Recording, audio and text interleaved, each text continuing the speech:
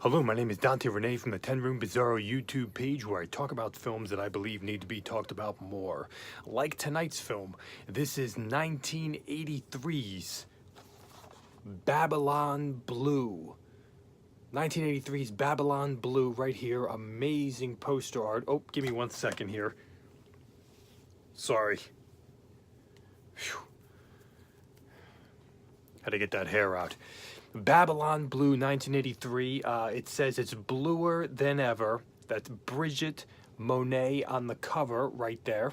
And she does have a pretty big role in the film. It also stars Jacqueline Larines, Joanna Storm, Tish Ambrose, Sharon Kane, and introducing Alexis X. And let's not forget Joey Silvera has a lead role in here, kind of with Sharon Kane as well.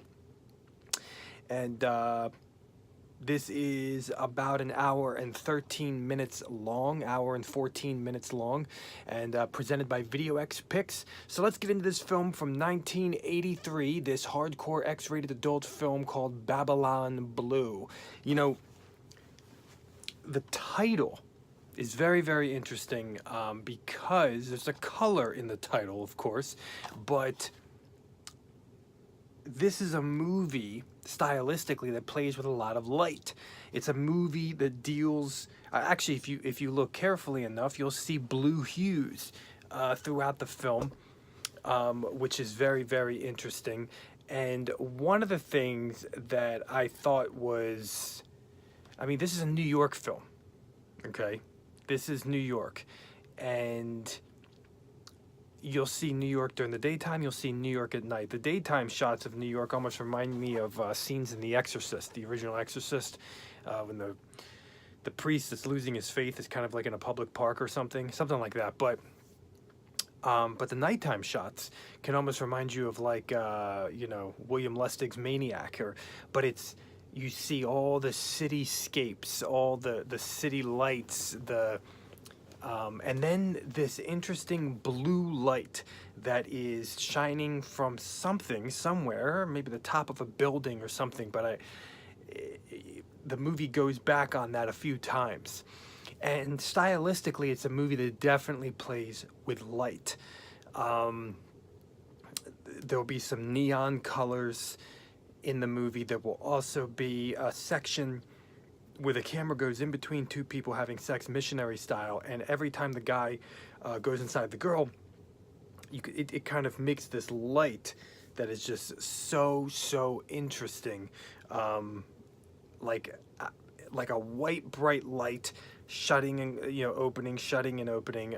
Just very interesting stuff going on here. And sound design wise, there's also some very interesting stuff going on here, because throughout the film you'll have the sound of New York City, you know, cars honking their horns, which is actually not too far from the truth, because I remember a time when I was actually in New York City, and I remember I had this hotel in Manhattan, you know, and all night long, that's what it sounded like. Like, it wasn't even a fake, you know, sound design. I mean, that's actually what it sounded like all night long.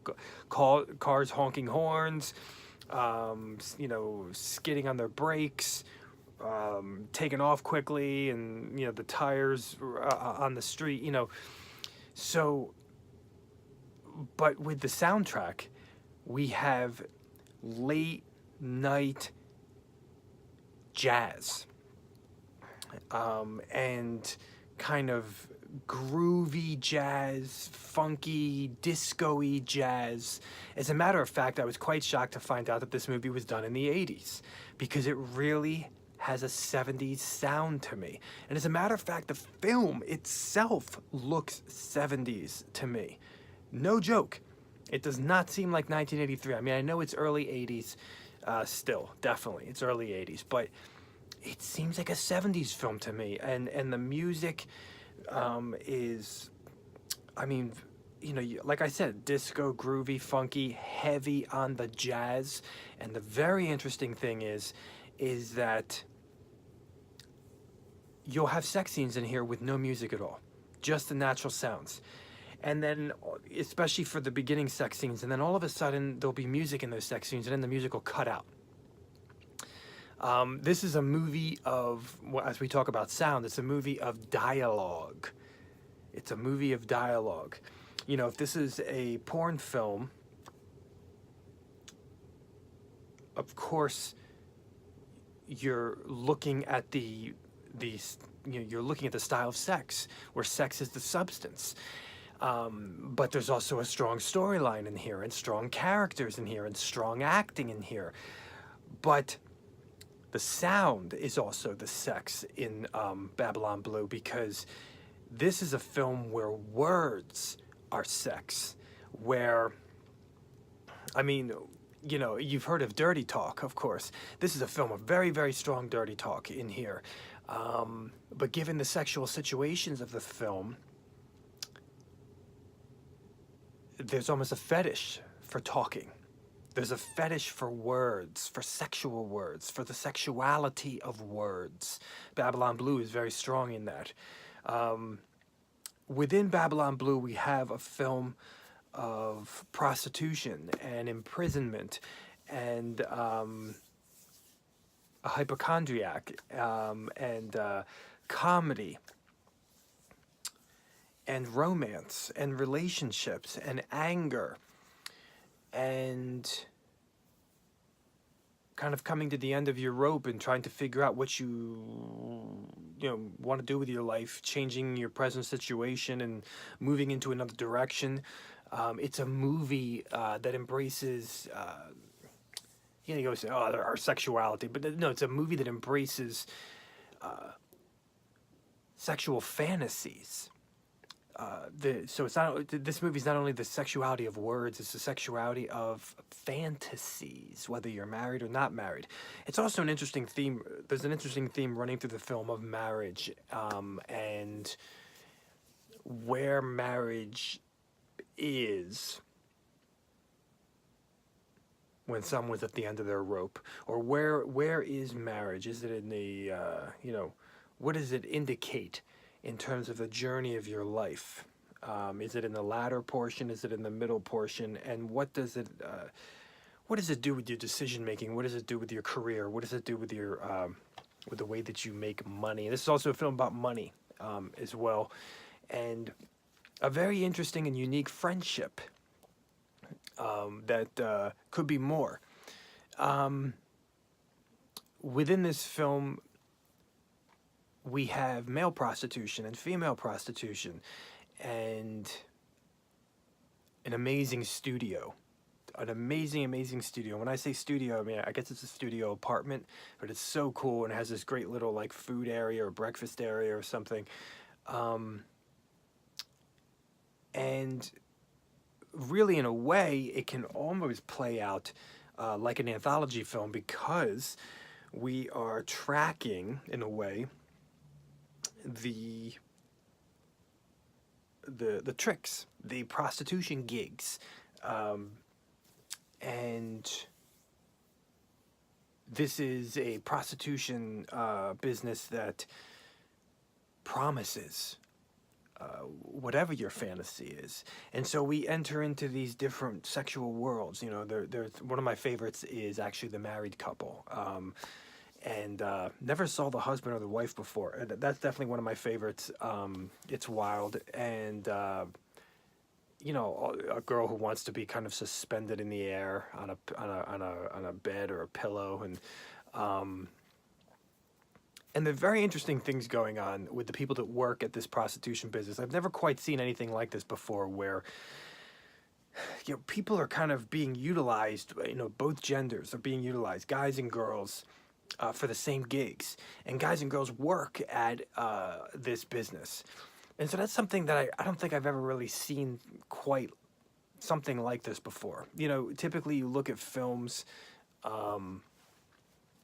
with prostitution, and it's all women, and there's a pimp, but not so in Babylon Blue. It's something definitely different, and there's a vulnerability to Joey Silvera's character in here, and his acting is incredible, and there's a vulnerability to Sharon Kane's character. As a matter of fact, I always think Sharon Kane is great. I absolutely love the way she looks in the first Pretty Peaches. I think she was pretty young in there, and I just love her look in there, with like baby fat, and like I remember there's a scene actually with Joey Silvera in in the first Pretty Peaches, which I've looked at on this page, where he like tosses her salad, you know, licks her butthole and everything. And I just, that was the first time I ever saw Sharon Kane, and then to see her in here, I really believe that Babylon Blue shows her acting abilities. It shows, I mean, it's incredible.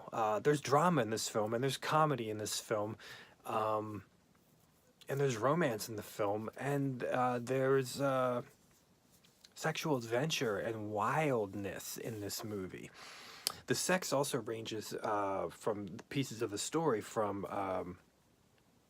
you know, just wild eroticism, wild, unbridled sexual fantasy to romance. And there's an intensity and passion to the sex scenes in this film, whether it be from a client or whether it be between people that never ventured there before, or people who have ventured there before who are in a committed relationship, a monogamous relationship of sorts. I do want to make mention that Bridget Monet here, I believe she was in another film that I looked at on this YouTube page called Nasty Nurses, I believe, and she was with the same guy in that movie, and I'm blanking on his name. Does anybody know if they were actually together in real life? Because I don't know. Like, she only had sex with him in this movie, and I believe she only had sex with him in Nasty Nurses. So, not sure. He's the guy that has, like, this weird divot in his penis. It's like this weird, almost looks like his penis is broken or something. It's very interesting. And Bridget Monet, I love her. I loved her in Nasty Nurses, and she's amazing in here. She has such a great look. Her body, everything, her face. I mean, you know, everything. And Joanna Storm is always someone that I've loved. She is just, you know, she's amazing. And I'm going to be looking at some more of her films in the future on this YouTube page. But this is 1983's Babylon Blue, folks. Quite, there's a loneliness in the film. It's a New York City movie. And the last